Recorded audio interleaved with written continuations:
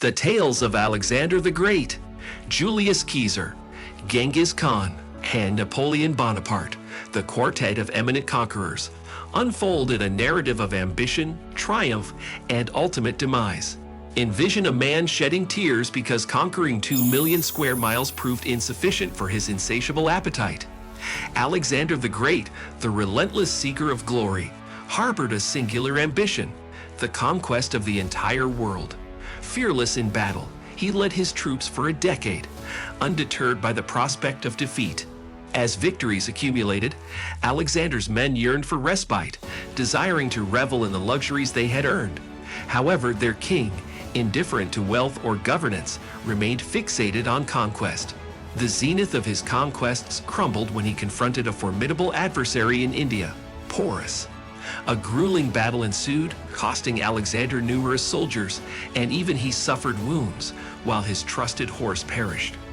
Despite persistent urging from his fatigued and weakened army, Alexander, typically impervious to counsel, reluctantly acquiesced, marking the beginning of his decline.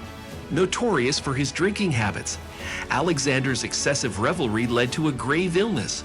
Opportunistic generals gathered, posing a critical question: to whom would his vast empire belong after death?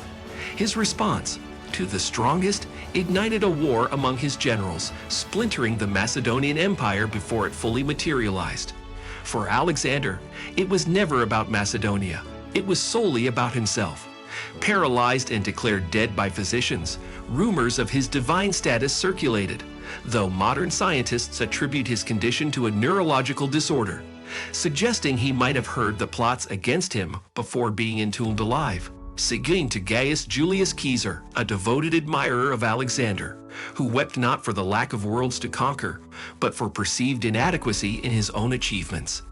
Emulating Alexander's self-centered demeanor, Caesar, after ascending to power, dismantled the Roman republican system and declared perpetual dictatorship.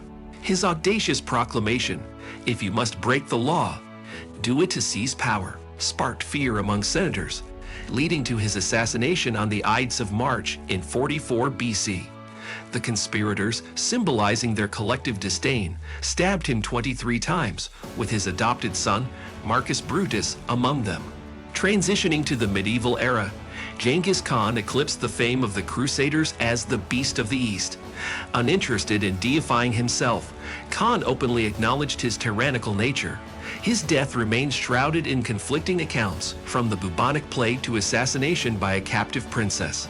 Khan's dying wish, secrecy, reflected the pivotal stage of the Mongols' conquest of the Western Shia Empire, superseding the importance of his grand funeral. Even his funeral procession brought death, as his followers slaughtered anyone along the route to preserve the secret. Fast-forwarding 5 centuries, Napoleon Bonaparte emerged, heralding the transition from swords to artillery.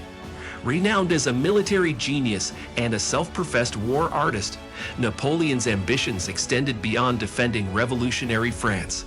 Despite his bizarre personality, akin to the great conquerors, he reveled in the art of war, proclaiming, "I love power, but it is as an artist that I love it." His remarkable concentration and memory for details facilitated swift victories across Europe and the Mediterranean, culminating in the Battle of Waterloo in 1815. Defeated and captured by British forces, Napoleon avoided martyrdom but faced house arrest. Living in denial, hosting elaborate dinner parties to mimic ruling, he succumbed to isolation and loneliness, dying in 1821. His last confession encapsulated his deepest sentiments: love for France, the army, and his wife, Josephine. The common thread among these conquerors lay in their deaths. One succumbed to illness, another betrayed by his men, an arrow felled Genghis Khan, and the artist met his end in captivity. Despite disparate circumstances, they all shared a singular yearning in death: the desire for more.